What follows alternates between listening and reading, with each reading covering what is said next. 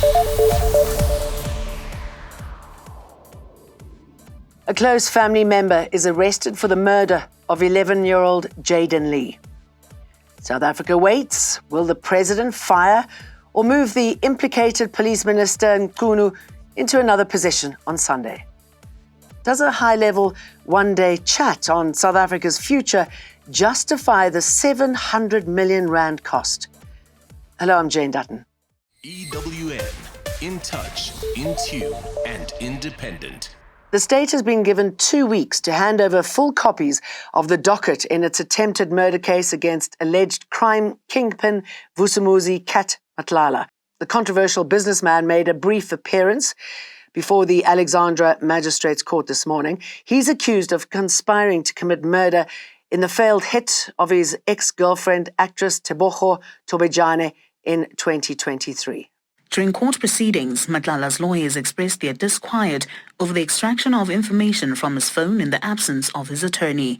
The pulling of information from the tenderpreneur's device was done after he signed a consent form, also without legal representation. The MK party, which seeks to see Matlala behind bars for the charges, has warned the NPA not to botch the high-profile case. The party's Gauteng spokesperson, Abel Dawo. Number one, you could see that the defense was starting to poke holes in the evidence that the state wanted to present to court. They've asked about the Section 205, which obviously seeks to suggest that the evidence that is contained may not be admissible if that is not there. Those are elementary mistakes that the NPA should not be doing. Matlala is also alleged to be linked to corruption within the South African Police Service. The MK party in Gauteng says it will be marching to the union buildings on the 18th of this month for action to be taken, following the exposé by KwaZulu-Natal Police Commissioner Nhlanhla Mkhwanazi. Zoleka Kotashe, Eyewitness News, Alexandra Magistrates Court. The judiciary is demanding evidence after KwaZulu-Natal Police Commissioner Nhlanhla Mkhwanazi made damning allegations implicating the arm of state. Acting Secretary General in the Office of the Chief Justice, Advocate Maralise Potgieter, has requested Mkhwanazi and National Police Commissioner Fani Masemola to elaborate on corruption allegations against members of the judiciary. Last Sunday, the head of police in KZN alleged that judicial officers were colluding with criminals. Our judicial officers are bound by the judicial oath to uphold and protect the Constitution and the human rights entrenched in it. The judiciary reaffirms its unwavering support to justice, transparency, and the principles enshrined in our Constitution. Therefore, should any judicial officer be found to have acted unlawfully or unethically, appropriate action must be taken without any hesitation. On Sunday, we expect to hear what will happen to Police Minister Senzo Mchunu. Cyril Ramaphosa will finally be briefing the nation regarding the bombshell allegations of corruption within the top brass of the country's security cluster. It's been almost a week since Mkhwanazi made startling allegations of undue political interference in the SAP's political killings task team. The Democratic Alliance has officially laid criminal charges against Senzo Mchunu, saying he committed fraud by lying to Parliament.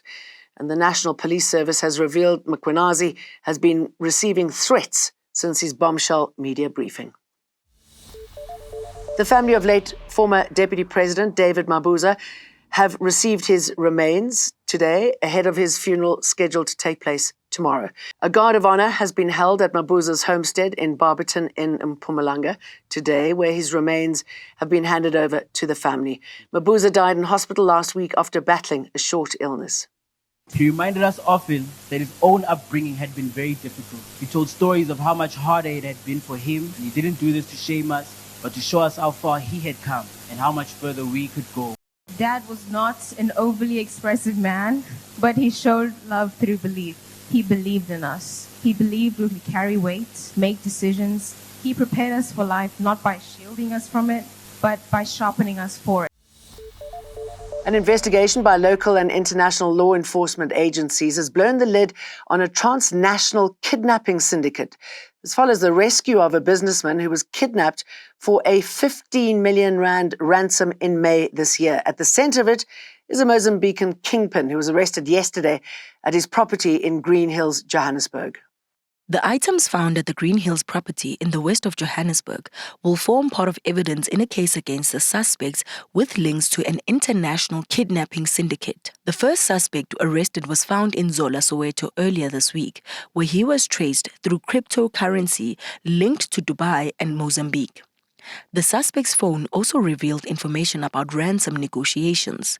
The family of the 60-year-old victim was abducted in May this year, received a ransom demand of 50 million rand to secure his release. Of this, it's understood the family had already paid 2 million rand to the kidnappers. Jabulile Mbata, Eyewitness News.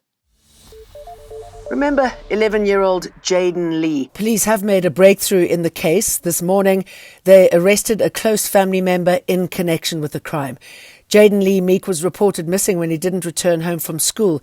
A day later, the boy's naked body was found on the staircase of the Swazi Place complex where he lives.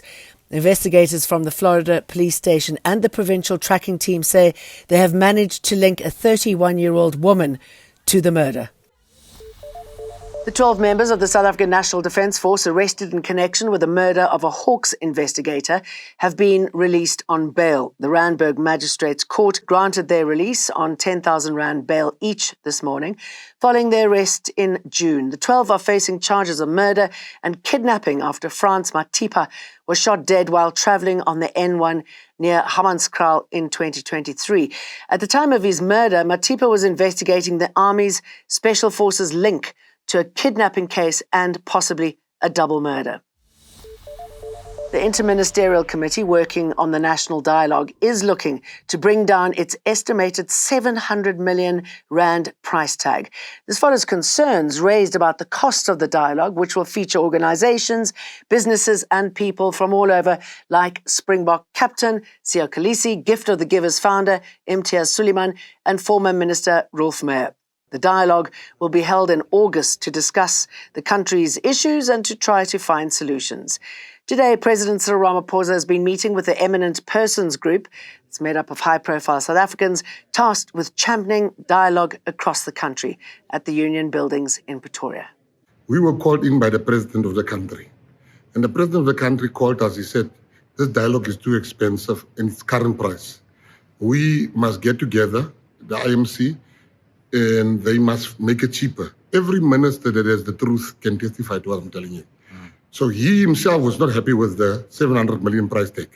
Ramaphosa says the outcomes of the national dialogue cannot supersede the country's constitution and says the dialogue will be an important event that will shape the future of the country.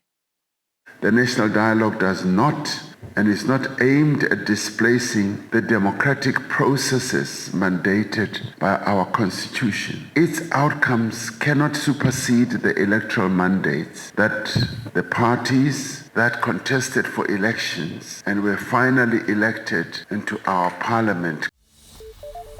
Now, Cape Town suffers from flooding, sewer overflows and inadequate sanitation. Now, the city's Water and Sanitation Directorate has received a budget provision of 4.9 billion rand for the current financial year. 1.25 billion of the budget will go to upgrading Cape Town's ailing sewerage network. This means more pipes replaced. It means more pump stations replaced, more proactive mechanisms put in place to make sure our network works as it should work. Associate Professor for Epidemiology at UCT, Devora Davies, says the sewage upgrade is long overdue.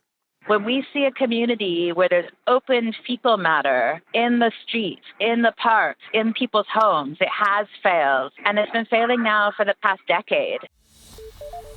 The European Court of Human Rights ruled in favour of South African Olympic champion Caster Semenya, finding that she was discriminated against by rules barring her from competing because of her natural testosterone levels.